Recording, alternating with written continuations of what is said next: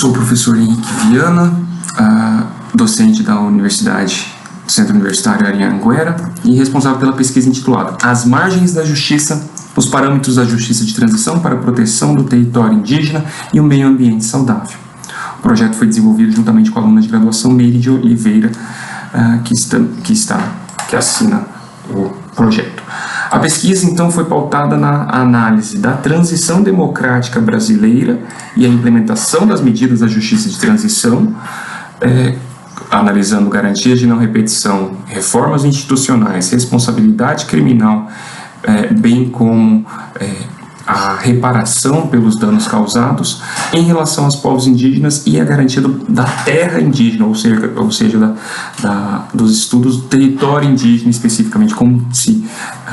os desdobramentos estão fluindo em pós-88. Isso procurando estabelecer, firmar ainda mais a noção de que o território indígena e a própria existência das pessoas, dos povos originários, auxiliam no desenvolvimento de um meio ambiente saudável.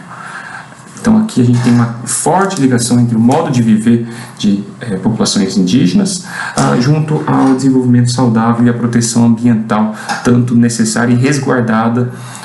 pelas normas jurídicas nacionais e internacionais que o Brasil também ratifica. Para tanto, a gente analisou então esses pressupostos de justiça de transição, pegando a população indígena especificamente como o grupo que mais sofre, então, durante a ditadura, com mais de 8 mil mortes diretamente causadas pela ação militar, um verdadeiro, que a doutrina acaba intitulando um etnocídio causado pelo regime militar. Obviamente é um recorte temporal feito para que a análise das medidas normativas implementadas pela Constituição e as reformas judiciais e institucionais subsequentes, pós-88, possam ser analisadas em correlação ao regime autoritário.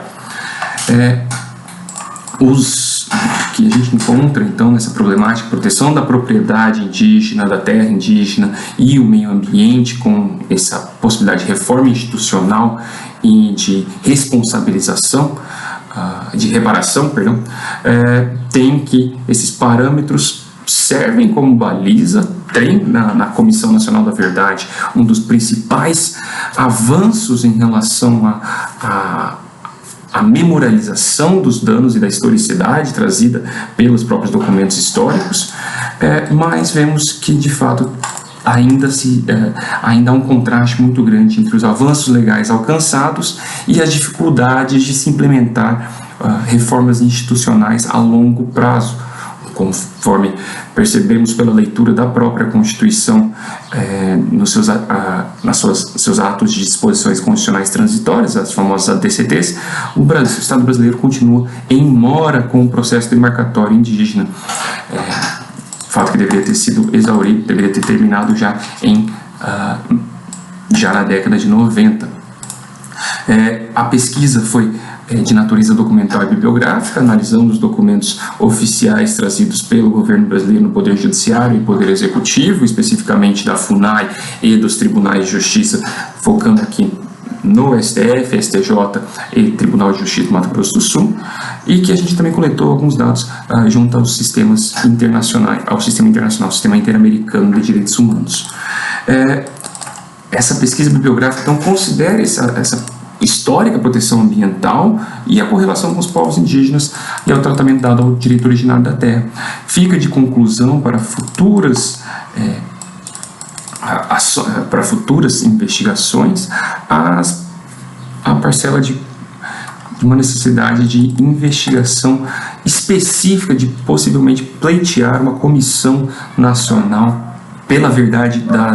do regime militar em relação aos povos indígenas, entender o desplaçamento forçado que foi realizado durante esses 20 anos de regime autoritário, regime de exceção, que pôs em risco a existência das populações indígenas e que até esse momento se encontra debilitado para usufruir de seus direitos constitucionalmente garantidos. Obrigado.